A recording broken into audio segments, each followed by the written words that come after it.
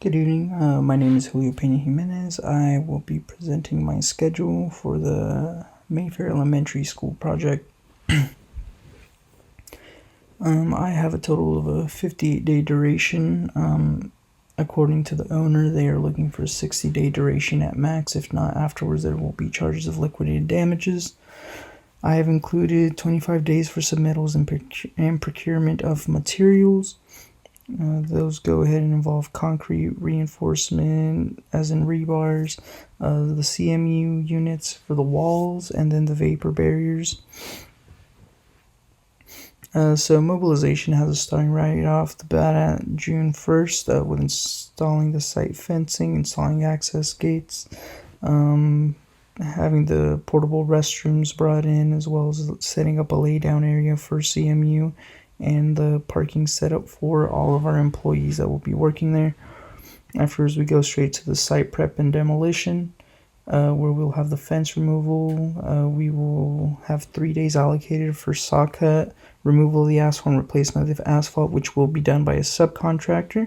We will remove existing signage and then remove and relocate the existing utilities, as well as clear and grub and grade the area for the next step, which would be the footings. There were specifications in the plans of over excavating 8 inches for the footings, then leading to the compaction, neat excavation, which is then followed by the pouring of the gravel, installing vapor barrier, the rebar, again pouring concrete, and then allowing the concrete to cure for a total of 5 days before moving on towards the CMU wall, which will include placing the rebar for 4 feet of the CMU wall, then laying the 4 feet of CMU wall, installing the mortar, the grout, allowing it to cure, laying 4 feet of CMU wall, and then the next 4 feet of CMU wall, and then installing the mortar, the grout, and allowing the CMU to cure, and then having the next subcontractor apply the anti-graffiti paint, and then reinstalling the signage after that dries off as well. This final site work will then lead to installing the valley gutter, which we had removed in the beginning, patching up whatever asphalt was left, and then clean and turn over the job site. And then we have our final milestone there of project closeout as well. So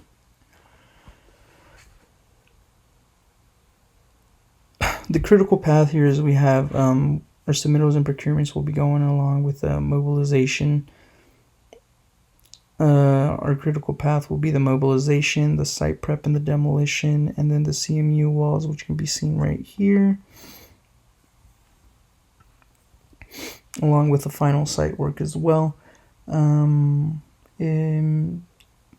schedule that I have here does meet the time frame as mentioned before. The owner was looking for a 60-day period, and we have kept it under to 58 days as well.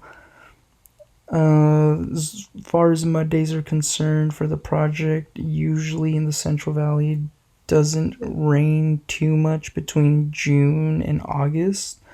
But with how weather has been lately, there are probably like 2 or 3 days out of the week or 2 or 3 days between those months, that do have a little bit of rain.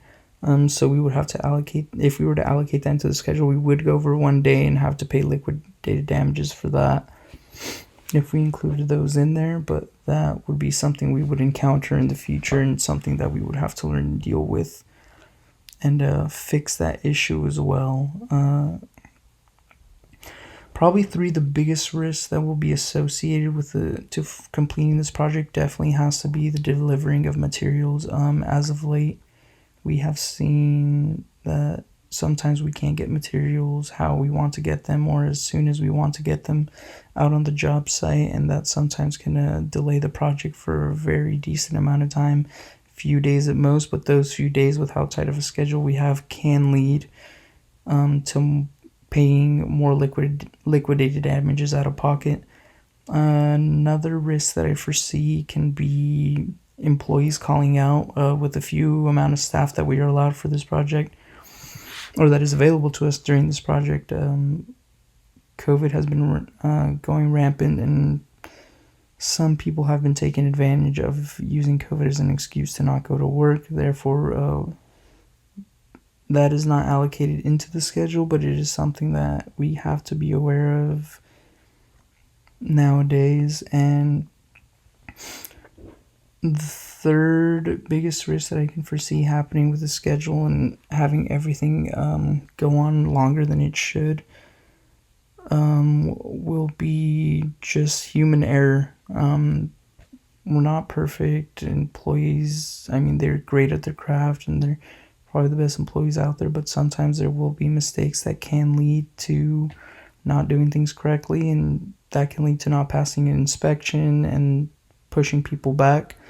And by pushing people back, it could push back our subcontractors that we have hired for the job, which include the asphalt guys and the painters as well. So if we can't get them out there the day they need to and they have other projects that they have to do, we're not their main priority. They have to make money elsewhere.